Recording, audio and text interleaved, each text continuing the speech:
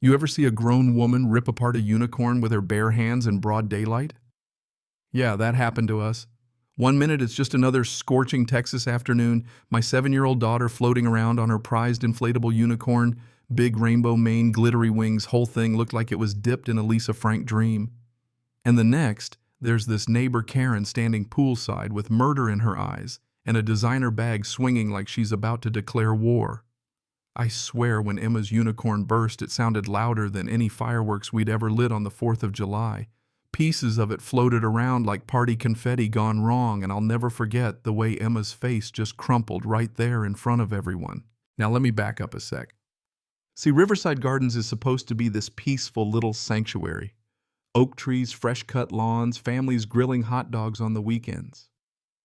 That pool, that's where our kid learned to swim, where my wife Sarah and I would just sit back and watch Emma drift along, making up wild stories about magical lands and unicorn kingdoms. Sarah would always say, "She's getting brave in the water, huh?" And I'd nod, watching Emma paddle with her big goofy smile, the unicorn practically part of her body by now. Those moments felt like we'd figured out life. You know what I mean? But of course, there's always a Karen.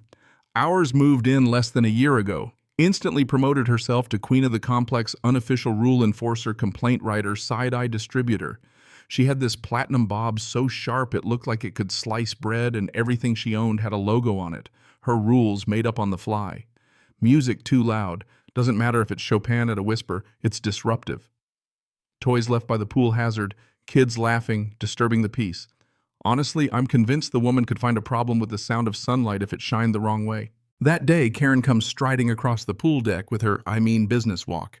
Emma's giggling, guiding her unicorn around the shallow end, singing some nonsense about rainbows and princesses, completely oblivious. Sarah and I were up on the balcony, iced tea in hand, until I catch that look in Karen's eyes. That's when I know this isn't just a neighborly complaint. This is an ambush. By the time I get downstairs, Karen's already looming over Emma's shadow, long and dark on the pool tiles. "Excuse me, little girl," she says, fake, sweet, and dripping with malice. "How long has that thing been in the pool, Emma?" Blesser just beams and says, "It's my unicorn. Her name's Rainbow. She's magic." Karen's face twists up like she just swallowed a lemon snaps. Didn't ask for her name, asked how long it's been taking up space. And she starts in voice rising, talking about how other people pay to use the pool. How Emma's parents, that's us, are selfish. How this kind of entitlement is ruining the community. People around the pool are pretending not to stare, but you can feel every eye locked on this slow-motion train wreck. Sarah arrives beside me, calm as a surgeon, but I can feel the storm brewing under her skin. Karen pivots targets. Sarah starts laying into her about permissive parenting and raising brats. There's this moment where I think Sarah's about to go nuclear, but she just says, "Steady as you please." Maybe some adults could use a refresher in basic manners. You could practically hear the air leave the pool deck. Karen flushes fists clenched mouth, spitting out every petty grievance she's built up since moving in. Emma's laughter, my car, hogging 2 spaces, noise from our balcony. But then Karen does something no one sees coming. She kicks off her sandals, steps right into the pool, fully clothed, designer gear and all, and makes a beeline for Emma's unicorn. Emma's frozen in fear. Karen grabs the unicorn nails, digging in, and with one savage twist, rips it in half. The thing explodes. Emma's shriek bounces off every wall in the complex. Karen, breathing hard, stands there with shreds of rainbow plastic dripping from her hands like some deranged trophy. For a second, nobody moves. Not me, not Sarah, not the couple reading by the deck, not the manager who suddenly appeared at the gate. And here's where the twist comes in. Because while I'm scooping up Emma, trying to comfort her as she sobs over her ruined unicorn, Sarah steps forward and flashes a badge. Gold glinting in the sun, big as life. Karen blinks, stammers. "That's not real. You're just a stay-at-home mom." And Sarah, cool as you please, says, "Special Agent Mitchell, Financial Crimes Division. Want me to call the field office, or do you want to explain to them why you just destroyed a child's property and verbally abused her in front of a federal officer? You want to talk about watching someone's world implode?"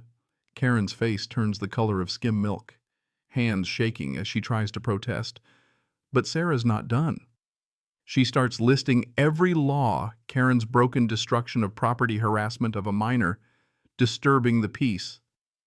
and then calmly warns that this kind of behavior makes the feds wonder what else you might be hiding. Suddenly, Karen's not so worried about pool toys anymore. She's sweating bullets about background checks, social media audits, financial records, the whole 9 yards. The apartment manager, Mrs. Chen, tries to intervene, but Sarah's got her locked in too. There are rules, but no nothing against pool toys, and everyone around the deck is suddenly nodding like they knew it all along. That's when Karen cracks. At first she tries the old, it's just a toy, kids lose toys, no big deal. Sarah doesn't blink, says adults don't usually destroy kids' toys on purpose and then scream at them in public. That's called emotional abuse. Child Protective Services might be interested. Now Karen's nearly hyperventilating, swearing she'll buy a new unicorn, 10 new unicorns, whatever it takes. Sarah just shakes her head, voice cold as ice, actions have consequences. That's a lesson most people learn before they're 40. Mrs. Chen suggests real diplomatic. Maybe they can handle this internally. But Sarah just stares her down. Are you suggesting a crime against a child gets swept under the rug because it's inconvenient for the HOA? It's like the pool deck's on pause. Then Emma, still hiccuping from crying, tugs at my shirt, whispers, "Daddy is the mean lady going to jail." You could hear a pin drop.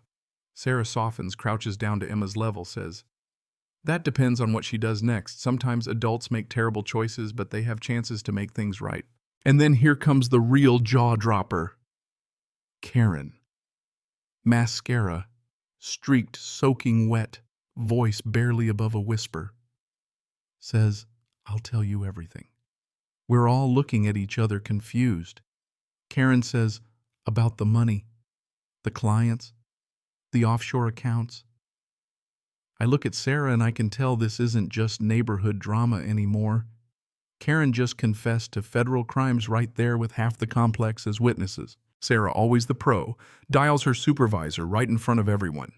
States her badge number, explains they have a potential informant in an ongoing financial crimes investigation. Karen, now completely unraveled, is spilling her guts. Embezzlement, money laundering, real estate fraud, the works. Mrs. Chen looks ready to faint. The old couple by the pool can't gather their towels fast enough, and Emma, bless her, just pats my cheek and says, "Maybe she'll be nicer to other kids now." Kids, man. They never lose hope even for the worst people. Sarah tells Karen, "You're not under arrest yet, but anything you say is being recorded, and my colleagues will be here soon. You understand your rights." Karen's nodding, begging, promising to make restitution, write apologies, do whatever it takes. But the story's out of her hands now. As we're heading back up to our apartment, leaving Sarah to handle the aftermath, Emma asks if we can get another unicorn, maybe one that's extra magic. I tell her, all unicorns are magic. That's what makes them special. She smiles, and I realize that's the kind of lesson we're supposed to take from all this. Here's the thing, people show who they really are when the stakes get personal.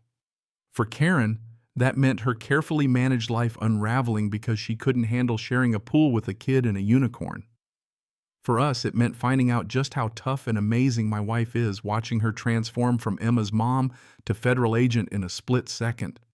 And maybe for the rest of the neighbors, it's a reminder that sometimes the little things like a plastic unicorn turn out to be the spark that sets a whole new story in motion. So let me ask you, when someone crosses the line between neighborly annoyance and outright cruelty, where's the line? Should they get a second chance, or is justice best served cold? With a federal badge and a lesson in consequences?